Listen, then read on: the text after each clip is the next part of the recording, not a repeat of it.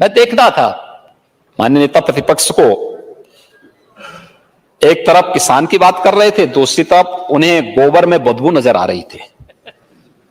कैसी विडंबना है। गोबर तो हमारे यहां गाय का गोबर तो बड़ा पवित्र माना गया है, और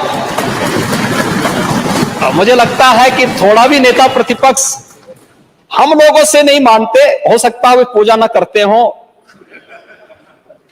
लेकिन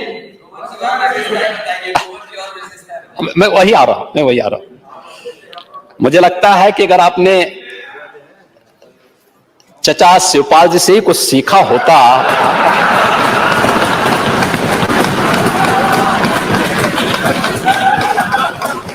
तो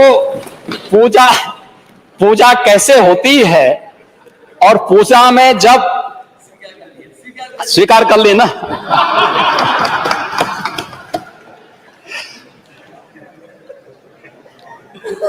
आप देखते होंगे घरों में जब पूजा होती है हर एक जगह मूर्ति नहीं होती। हाँ, गाय का गोबर, तो इसीलिए यही चाचा के संपर्क में आने का परिणाम है ये।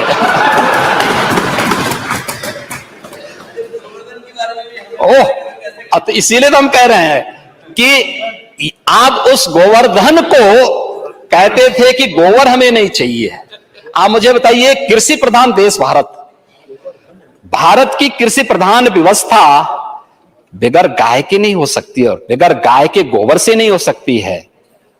गाय के गोबर यानी ये पूजा से लेकर के, संस्कार से लेकर के भारत की कृषि प्रधान व्यवस्था को, जो हम लोग नेचुरल फार्मिंग के नए कार्यक्रम को लेकर के आ रहे हैं, ये नेचुरल फार्मिंग के साथ में तो चाहूंगा आप में से बहुत सारे माननीय सदस्य इसमें किसान हैं, प्रगतिशील किसान हैं।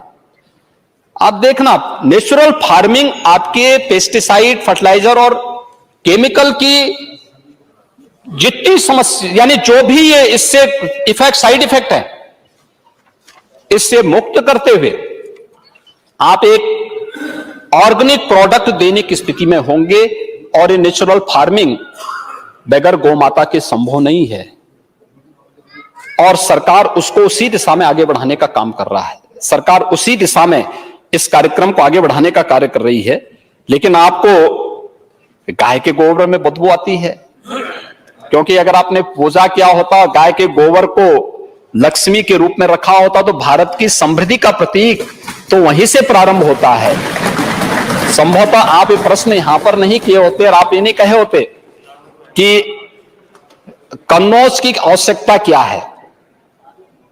कन्नौज प्रदेश का हिस्सा है, हम भेदभाव नहीं करते हैं। हमने बिजली दी तो सबको दी, विकास किया सबका किया, सबका साथ सबका विकास, ये हमारा विजन है, सभी के लिए, सभी के लिए। ऐसा कुछ देखिए, कोई व्यक्ति ये नहीं कह सकता है कि हमें छोड़ दिया है। हमने हर जिले के लिए कार्य योजना बनाई, और नहीं, समुदाय के लिए भी, सारी समुदाय के लिए हमने, कोई समुदाय ये नहीं कह सकता कि देखिए, प्रधानमंत्री आवास योजना या कल्याणकारी योजनाओं की जब हम बात करते हैं, एक बात बताऊं मैं, 43.5 लाख आवास बने हैं, और इस 43.5 लाख आवास में किसी भी योजना का, जो भी हमारी लाभार्थी परक योजनाएं हैं, इन सभी लाभार्थी परक योजनाओं में उत्तर प्रदेश में अल्पसंख्यक समुदाय की जो आबादी है 18 से 19% के आसपास होगी, लेकिन योजनाओं का लाभ 35% से अधिक लिया गया है उत्तर प्रदेश के अंदर।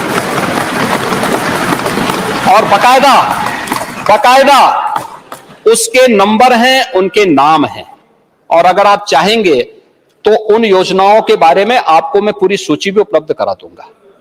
कोई अंतर नहीं पड़ता। देखिए, वह उत्तर प्रदेश का जो नागरिक होगा, उसके हितों के लिए कार्य करना हमारा नैतिक दायित्व बनता है। हम उसके हितों के लिए कार्य करेंगे।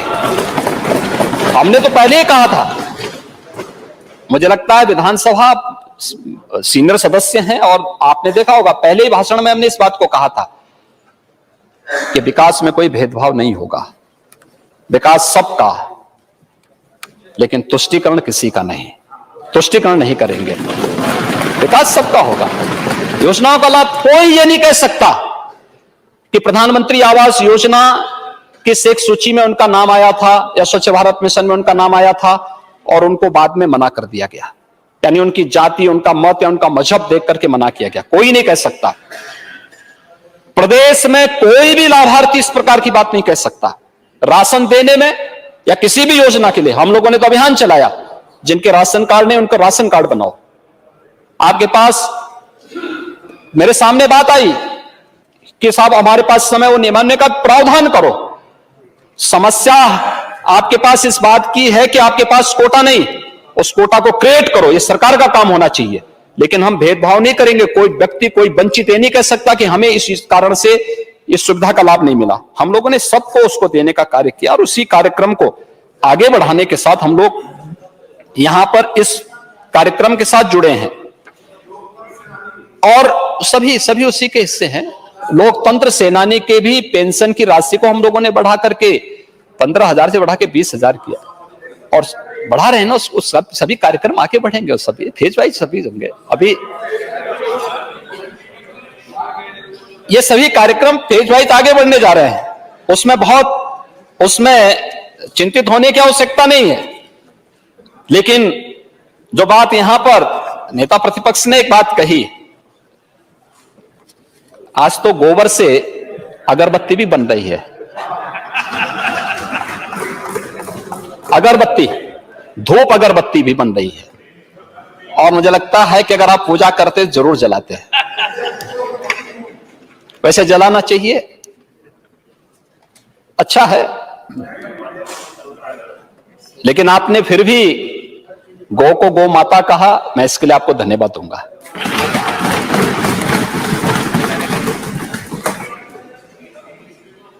और गौ की रक्षा होनी चाहिए। अगर हमें प्राकृतिक खेती का यानी नेचुरल फार्मिंग के प्रधानमंत्री जी के विजन को जैसे ही धरातल पर उतारेंगे, बहुत सारे हमारे प्रगतिशील किसानों ने इस दिशा में कार्य प्रारंभ किया है, उसके अच्छे परिणाम सामने आए हैं, उसके ट्रेनिंग के कार्यक्रम चल रहे हैं।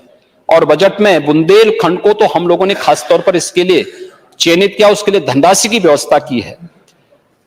गंगा के तटवर्ती क्षेत्रों में 5-5 किलोमीटर के दायरे में भी इस कार्यक्रम को आगे बढ़ाने के लिए सरकार इस कार्यक्रम को आगे बढ़ा चुकी है और हम चाहेंगे कि जो भी इस प्रकार के अन्नदाता किसान हैं वे इसके साथ जुड़ जाएंगे तो इसका लाभ उन्हें प्राप्त होगा। गाय के गोबर से अब तो बहुत कुछ प्राप्त हो रहा है और स्वावलंबन का आधार बनेगा। यानी केवल नेचुरल फार्मिंग ही नहीं बल्कि बहुत सारे ऐसे प्रोडक्ट भी उससे बनाए जा सकते हैं जो हर एक किसान का और पशुपालक के जीवन में भी व्यापक परिवर्तन का कारण बनेगा। केवल दूध पीने तक ही सीमित मत रखिए।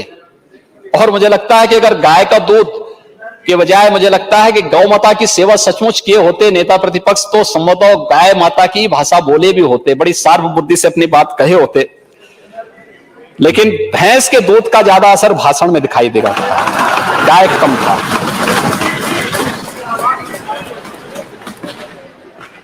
लेकिन फैट कंटेंट की दृष्टि से बहुत सारे लोग पसंद करते हैं और उनको जिस रूप में कार्य करना है तो लोग बोलते हैं तो भाई जिसकी लाठी उसकी भैंस, तो लोग उसी तर्ज पर काम करने में ज्यादा विश्वास करते हैं इसलिए। लेकिन कन्नौज की चिंता उन्होंने जरूर की, कन्नौज के बारे में उन्होंने कहा था और मैं जरूर नेता प्रतिपक्ष को बताना चाहूंगा कि आपके इत्र वाले मित्र तो बहुत कुछ गुल खिला रहे थे, लेकिन इत्र उद्योग के लिए ईमानदारी के साथ कार्य हम लोगों ने किया है और जो कार्य हुआ है हम लोगों ने 1 डिस्ट्रिक्ट 1 प्रोडक्ट में भी इत्र को कन्नौज के साथ ही जोड़ा है। हमारे वहां के माननीय सांसद श्री सुब्रत पाठक जी लगातार इसके लिए यहां प्रयास कर रहे थे और उनके द्वारा भी इस बारे में कहा गया। वर्तमान में इत्र का 800 करोड़ रुपए का व्यापार हो रहा है वहां से, अकेले कन्नौज से। लेकिन इसको एक व्यवस्थित प्रक्रिया के साथ पिछले 5 वर्ष में 55 नई इकाइयां लगी हैं आपकी कन्नौज में।